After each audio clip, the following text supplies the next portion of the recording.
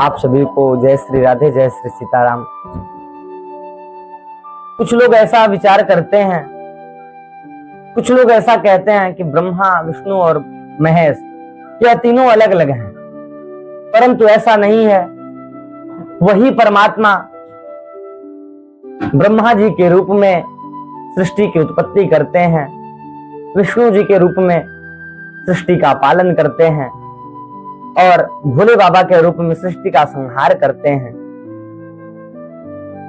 एक ही परमात्मा तीन रूपों में अलग अलग कार्य करते हैं, क्योंकि हम लोग एक साथ कई कार्यों को नहीं कर सकते, परंतु वो भगवान है, वो एक साथ कई कार्यों को कर सकते हैं।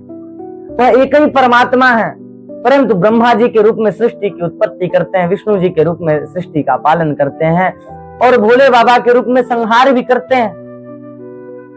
इसी से जुड़ा एक श्लोक है जो कि भागवत जी के द्वितीय स्कंद के चौथे अध्याय में 12वां श्लोक है। उसमें श्री सुखदेव जी महाराज कह रहे हैं कि नमः परस्मै पुरुषाय भूयसे सदुद्धवस्थाननुरोध लीलया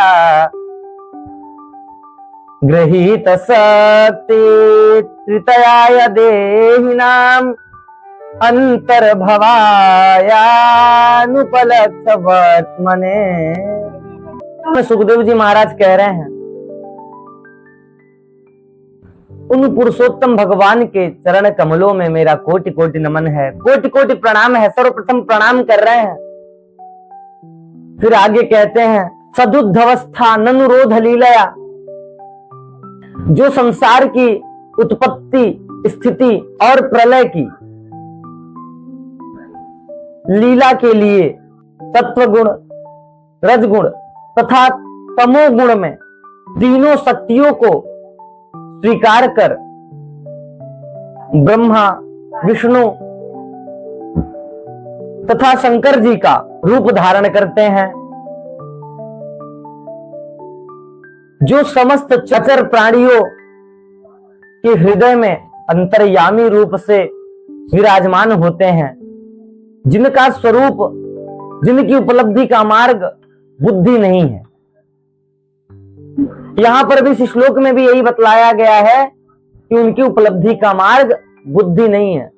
आपने कई सारे कथावाचकों के मुंह से सुना होगा कि भगवान को यदि प्राप्त करना है तो बुद्धि का इस्तेमाल नहीं, हृदय का इस्तेमाल करना चाहिए। प्रेम से भगवान को प्राप्त कर सकते हैं।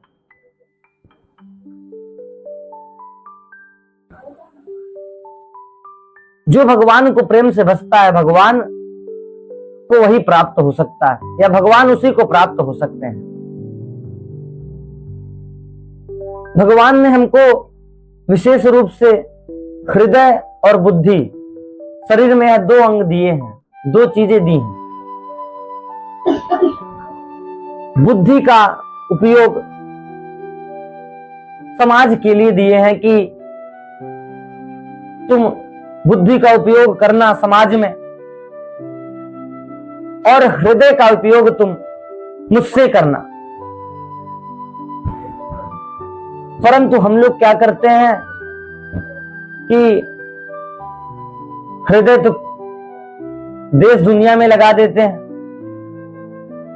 किसी से प्रेम कर लेते हैं, और बुद्धि का इस्तेमाल भगवान के साथ करते हैं।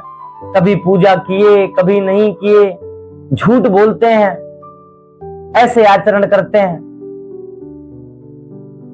और विचार करते हैं कि हम भगवान को प्राप्त कर लेंगे। तो ऐसा नहीं है। भगवान को प्राप्त करने का विषय बुद्धि नहीं है, हृदय है। भगवान को हृदय से प्राप्त किया जा सकता है। फिर आगे सुखदेव जी महाराज कह रहे हैं इसी श्लोक में, अंतर्भवाया उपलक्ष्य वर्तमने, वह अनंत है और उनकी महिमा भी अनंत है। और प्रभु की महिमा के बारे में तो क्या ही कहना। प्रभु के राज्य में जन्म लेने से ही तीनों ताप लोगों का कुछ नहीं कर पाते। कि दैहिक दैविक भौतिकता पा, राम राज्य काहू ही नहीं व्यापा। कि राम जी के राज्य में सिर्फ जन्म लेने से तीनों ताप किसी का कुछ नहीं कर पाए। इसलिए प्रभु के महिमा के बारे में क्या ही कहना। तो तीनों परमात्मा, तो परमात्मा के तीनों रूप ब्रह्मा विष्णु और महेश, यह तीनों एक ही हैं, यह तीनों अलग नहीं हैं।